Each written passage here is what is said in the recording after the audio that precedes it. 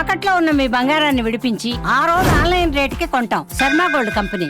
తెలంగాణ ప్రభుత్వం పెన్షన్దారులకు ఓ శుభవార్త అందించింది. వలస వెళ్లి పెన్షన్ కోల్పోయిన వారికి ఊరట కలిగించే నిర్ణయం తీసుకుంది. 3 నెలల పాటు పెన్షన్ తీసుకోకపోవడంతో రద్దయిన వారికి తిరిగి పెన్షన్ అందించే విధంగా చర్యలు చేపట్టింది. దీనికోసం ముహూర్తం కూడా సిద్ధమైంది.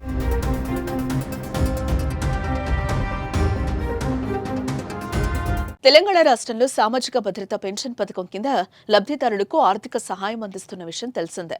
వృద్ధులు, ఒంటరి మహిళలు, వితంతువులు, వికలాంగులు తదితరులకు అండగా ఉండేందుకు తెలంగాణ ప్రభుత్వం అమలు చేస్తున్న పథకం చేయూత.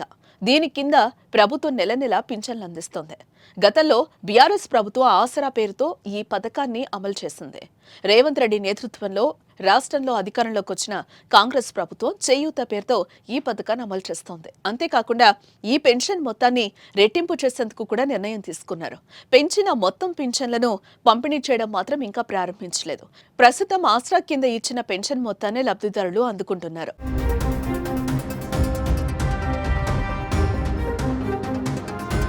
రాష్ట్ర వ్యాప్తంగా దివ్యాంగులకు 4,016 రూపాయలు, ఇతర లబ్ధిదారులకు 2,016 రూపాయలు పెన్షన్ అందుతోంది. అయితే లబ్ధిదారులు ఎవరైతే 3 నెలల పాటు పెన్షన్ తీసుకోలేదో ఆ లబ్ధిదారులకు పెన్షన్ కోల్పోయారు. రకరకాల కారణాలతో తెలంగాణలో చాలా మంది వేరే ఊళ్ళకెళ్లారు. పనుల కోసం హైదరాబాద్ లాంటి నగరాలకు వెళ్లారు. ఇలా గత 5 సంవత్సరాల్లో 2.24 లక్షల మంది పెన్షన్దారులు ఇతర ప్రాంతాలకు వలస వెళ్లిపోవడంతో పెన్షన్ లబ్ధిదారుల జాబితా నుండి వారి పేర్లు తొలగించారు.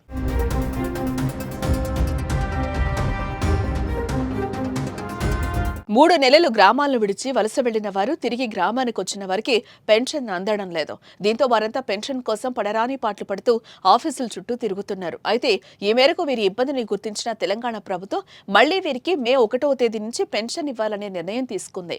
తాజాగా ఈ ప్రక్రియను సులభతరం చేయడానికి ఆన్లైన్ దరఖాస్తు విధానాన్ని ప్రవేశపెట్టనుంది.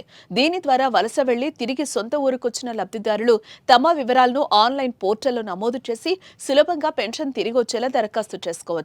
లేదా మీ సేవా కేంద్రానికి వెళ్లి కూడా దరఖాస్తు చేయించుకోవచ్చు. ప్రభుత్వ నిర్ణయంతో అంతా ఆనందం వ్యక్తం చేస్తున్నారు.